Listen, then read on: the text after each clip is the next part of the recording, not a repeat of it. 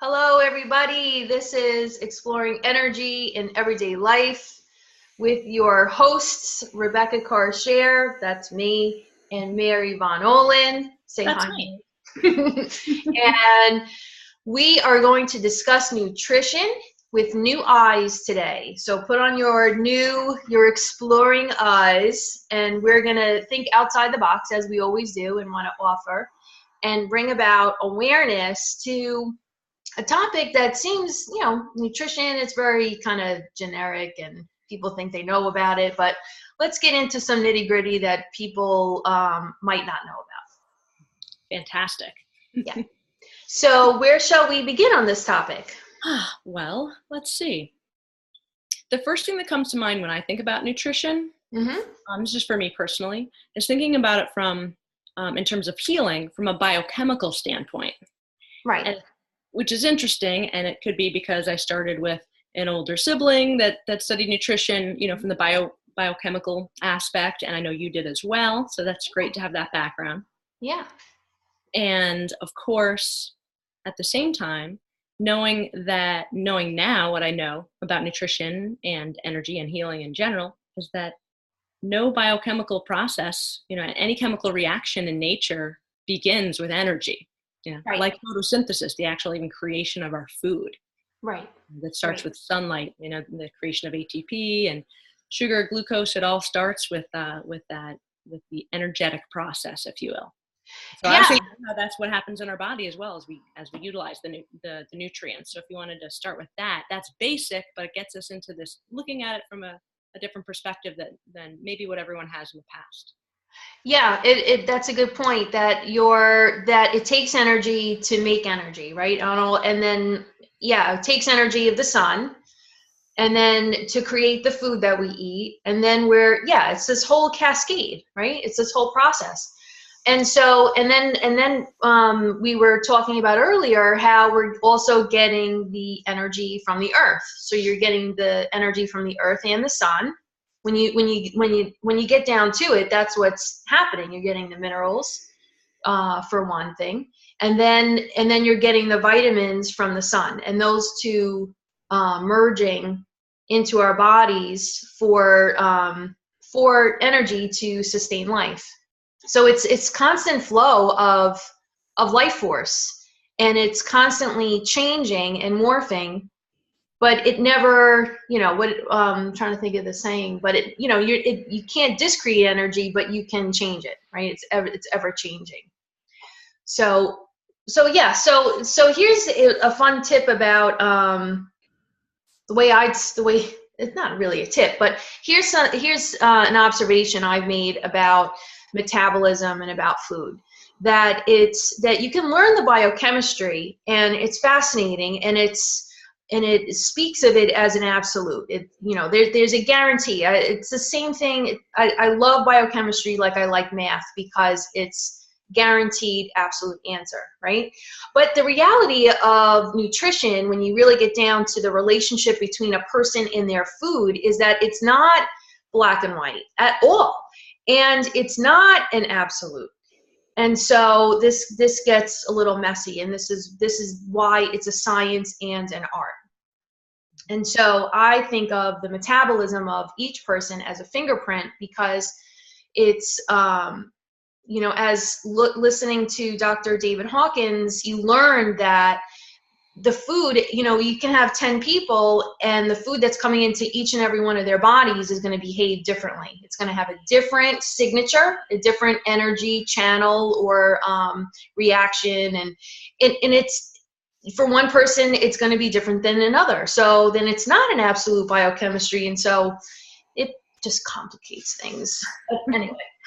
Did you want to interject on that? I think you just summed up why it's futile to just look at nutrition from a biochemical standpoint. It's a science, but we are all unique beings, and there's so many different factors that are constantly at play, for each individual, not only affecting the food itself, but how the food interacts with our own, biochemical and energetic makeup, and including our emotions. You know, you want Right. to talk a little bit about that, because that comes to mind as well. Yeah, well then, yeah, the emotional body gets quite messy for each individual because just because again that signature, that unique signature. But yeah, another point that I wanted to bring up was listening to Dr. Viktor Frankl, who's the founder of T.B.M. He was saying that how important it is to be in a place of peace and gratitude when we eat. That has a big impact on our metabolism, how well that food is going to travel from one end to the other, right?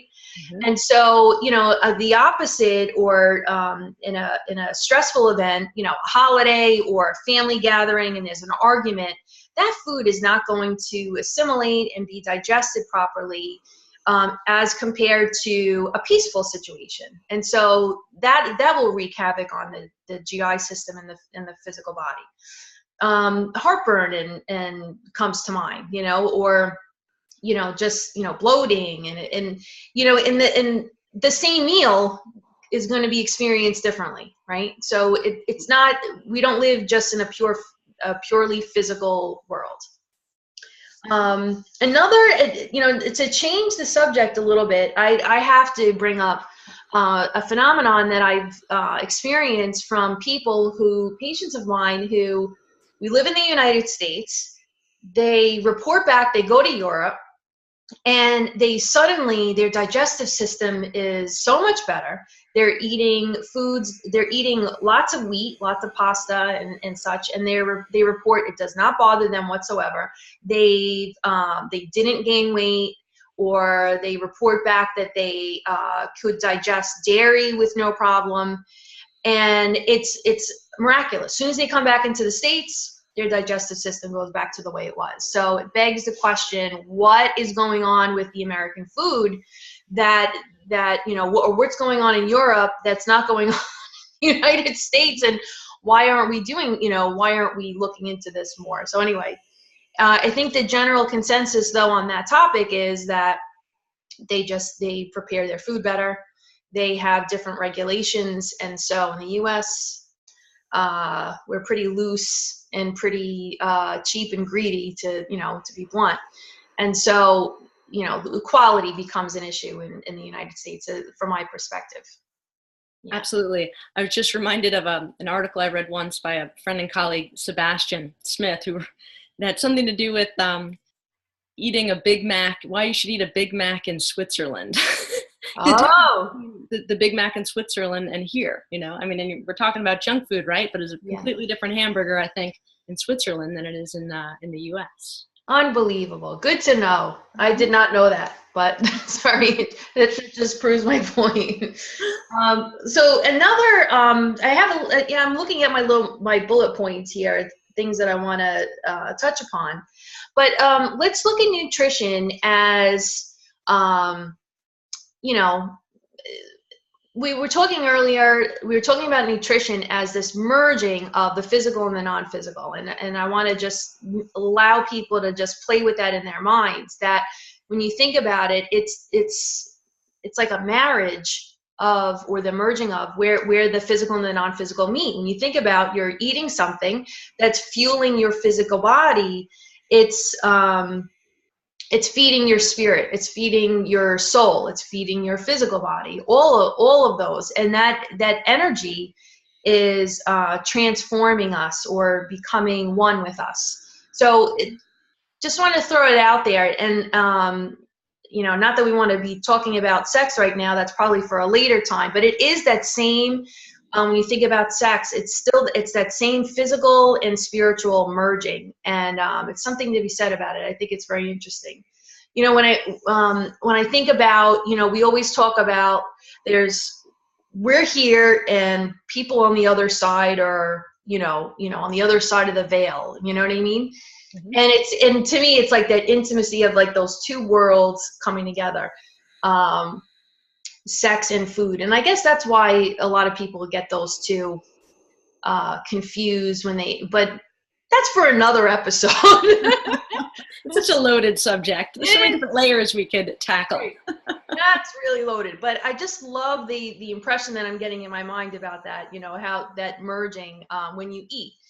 that it is a spiritual event. It should be treated as a spiritual event. And to have gratitude, that'll give you the best experience. And what are you doing? You're giving your body energy to live another day. So that to me is a big deal. Yeah, that's well put. It's nourishment, right? And it's a form of self-love, because it one of the basic but crucial ways that we nourish our human bodies. We can be, as they say, we are spiritual beings having a human experience, but we are in these bodies, and the bodies are what are providing us with the ability to have, all the different sensations and experiences that we can only have on this plane, if you will. Right. What came to mind too, Rebecca, when you were talking about that and the merging of the two, is also very simply this concept that food can actually ground us sometimes. Yes. Sometimes you might be kind of up in the ethers a little too much, with our thoughts, or some I've worked with some clients that I find, especially highly sensitive people, can tend to, it's really important for them to eat, not only to eat to balance their blood sugar, but to eat often, to utilize food and that form of nourishment to help ground their energy, and I think that has to do with the other part of the food that we talked about, how, sure, the nutrients from the sunlight and in that process of the nourishment, but also from the ground up. And so that earth energy, that electromagnetic fields from the earth, and how that affects the food. And then if you eat food from the earth, it can have that grounding effect. Yeah. I have my friend Tara pointed out that what helps really ground the body is protein foods help to ground. But yeah, you would think, based on what you were talking about the earth, you would think that what it helps to ground would be like the root vegetables. Right. That's what comes to mind there. Yeah, definitely. What else can we talk about I have my list. Well, just to touch a little bit more on what you started to bring up before, in terms of, you talked about, obviously, when if the same group of people eat the same food and, experience, some type of stressful event, it's going to impact their digestion, not just because of the fight and flight scenario, which when our body goes into fight and flight, it essentially says, let's put digestion on hold right now and conserve that energy and any other healing processes that the body might be going through to conserve it for fighting or running. Not only because of that, but also because of the emotional energy, and then, like you said, how that impacts the food itself as we take it in. But I was thinking about that, and then you also talked about coming from a place of gratitude. So just to reiterate to people that I've often told clients, that maybe struggle with that relationship to food and making food choices, and you can never make perfect food choices all the time, right? But what you can do is, if you're going to eat something that you intellectually feel like this isn't good for me, there's sugar in it, there's whatever it is, it's much better to consciously, like you said, say a little prayer, bless the food, or even just kind of, come from a loving place. And as opposed to, if you eat that food from a place of guilt and shame, like, oh, this ice cream, this is terrible for me, and I'm going to eat it anyway, and I'm thinking about the guilt and the shame, first of all, you won't even enjoy the experience. It's definitely not going to nourish you now. And you're attaching the energy of guilt and shame and then to the food as you're consuming it. It's just a whole setup for you not to get anything out of it, and be more detrimental than nourishing.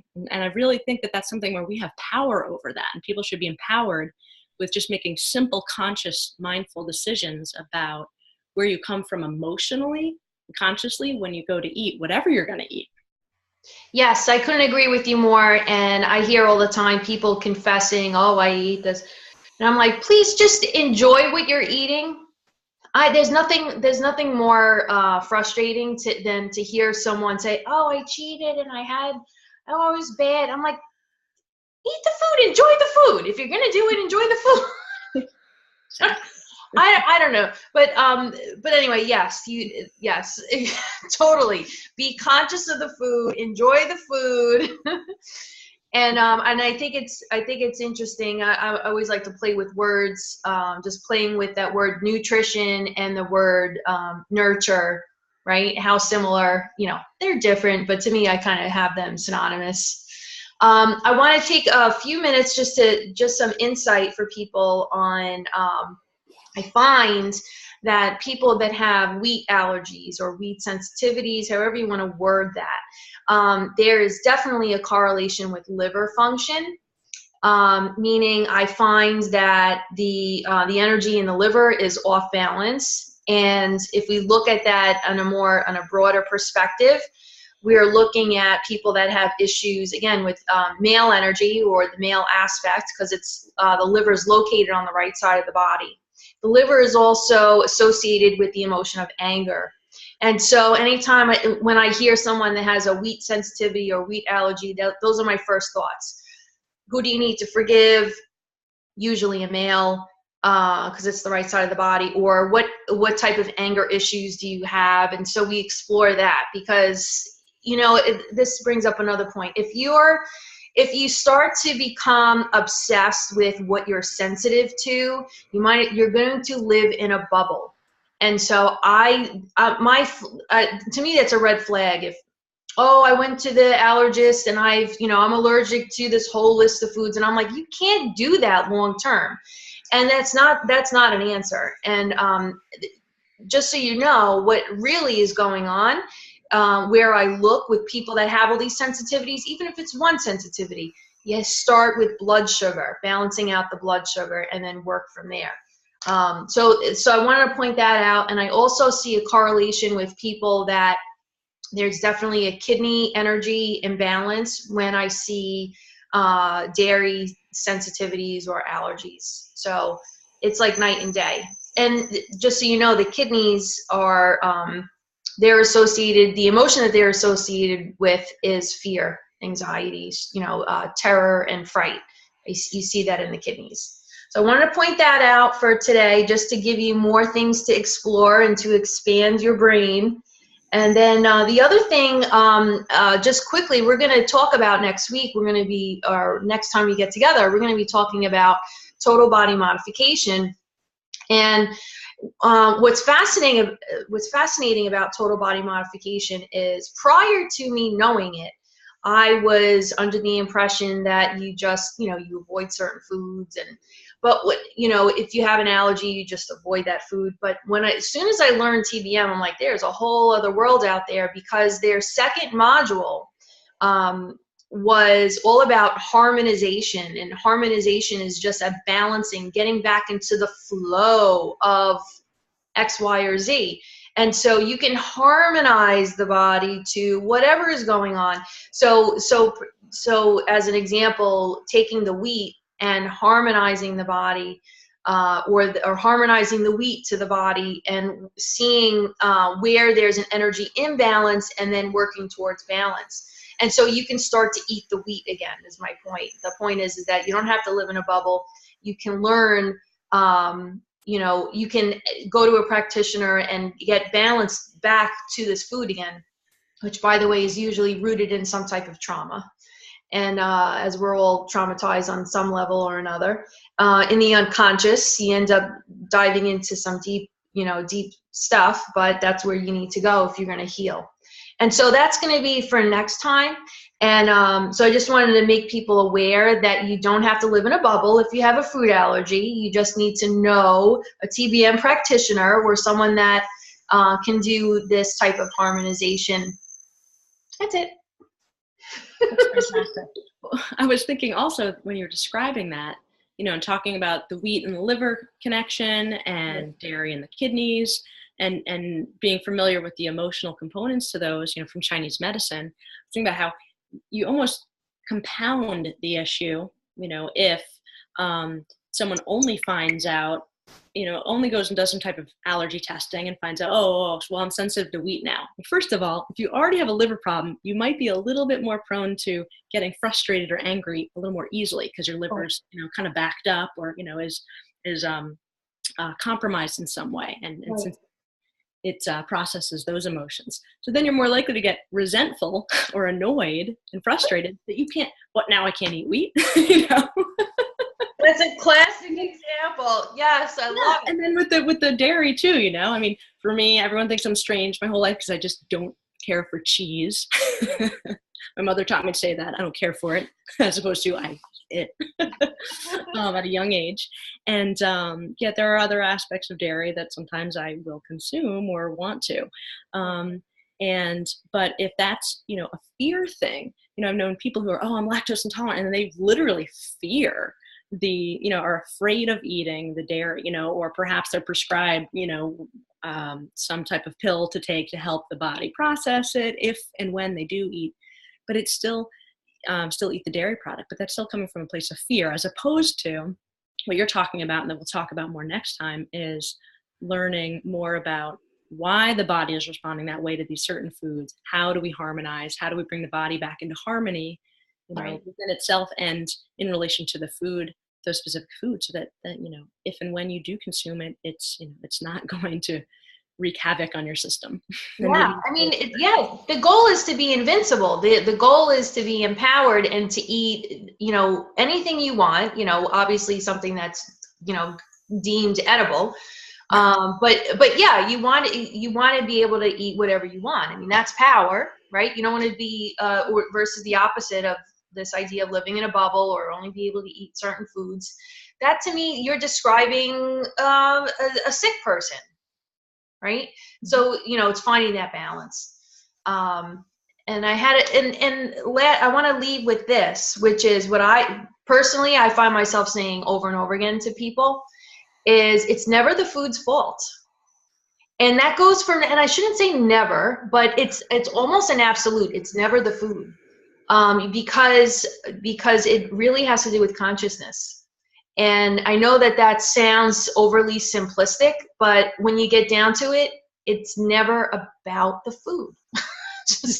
Meaning you can. Let me play devil's advocate, right? Yeah. So for the listener right now, and I can picture one. You know, I can just picture someone listening saying like, "Well, what about? Okay, Rebecca, but what about with what we're dealing with now that you can barely call it food? You know, these things that they call food, but it's GMO and it's all been tainted.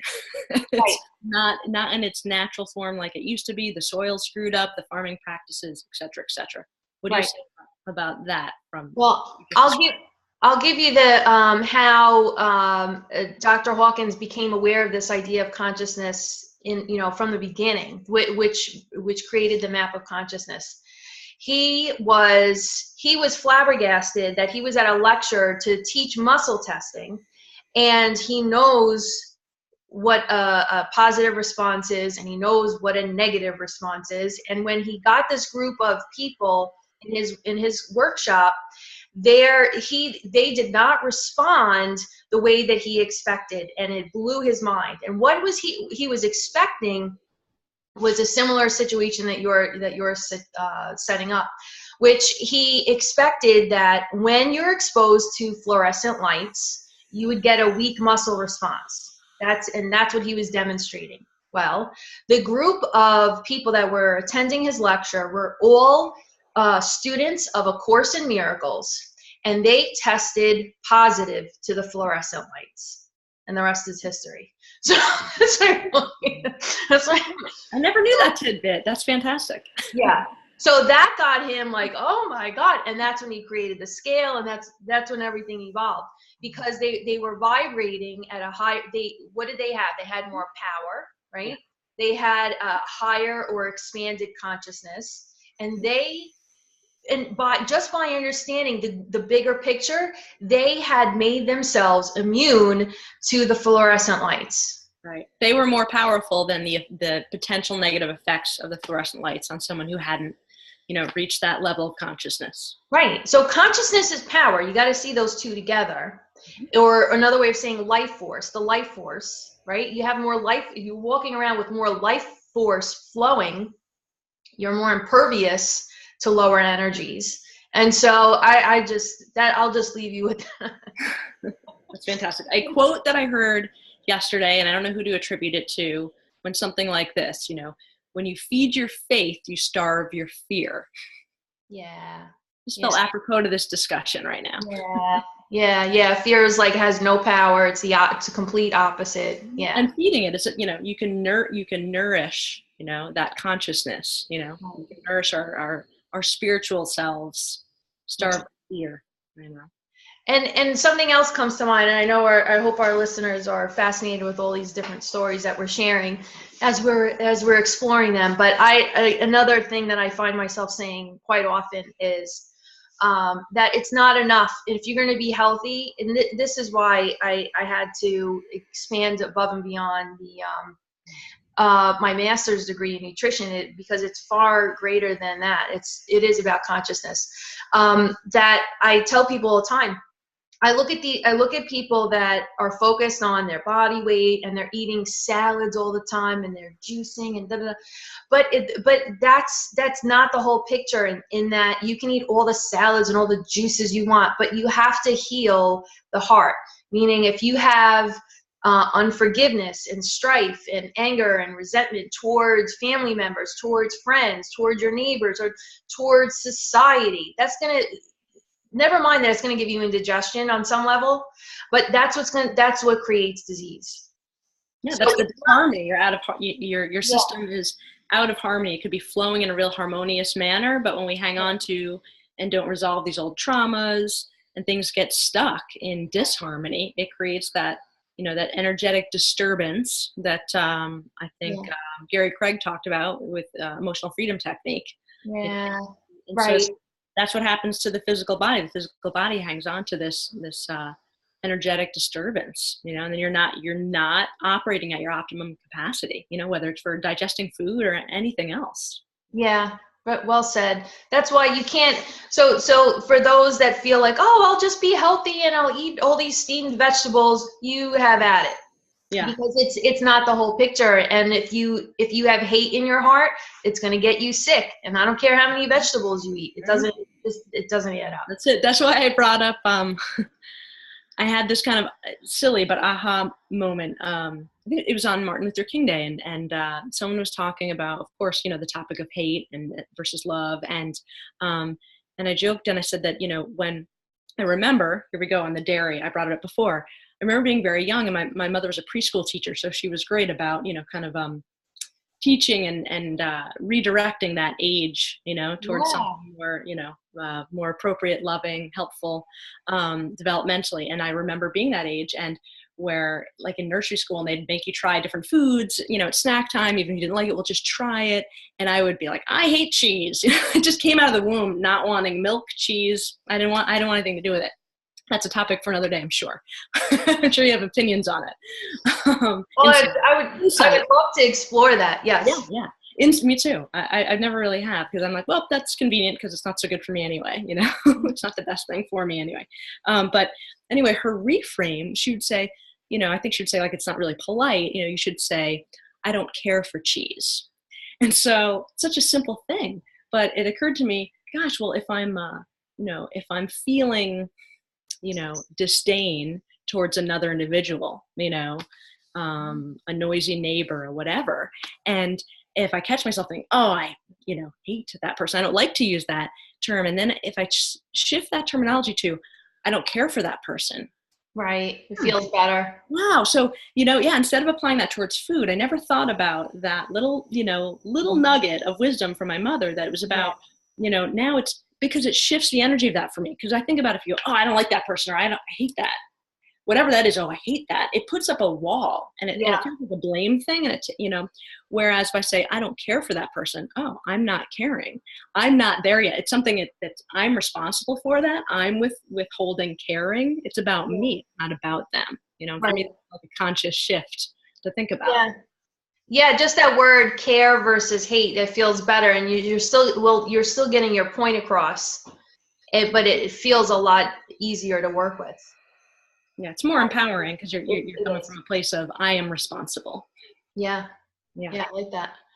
So I'm gonna do my little shameless plug here. If you notice, I have a little fairy necklace on, and I'm starting another YouTube show.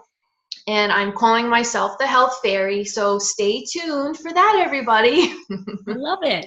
like Tinkerbell. You'll be like sprinkling your little magic Yes. wisdom Yes. on the topics of health. That's Yes. fantastic. That's fantastic. I have yet to come up with that type of thing for my own YouTube channel, so stay tuned on that. I share that to keep myself accountable because I'm heading in that direction as well. So in the meantime, if you're not familiar with my work, one large area of concentration for me is in the addiction recovery realm, which is actually a pretty broad field. It's not just about alcohol and drugs. It's about all sorts of things. All sorts of attachments and patterns, and changing your way of life and shifting your awareness, right? And shifting into power.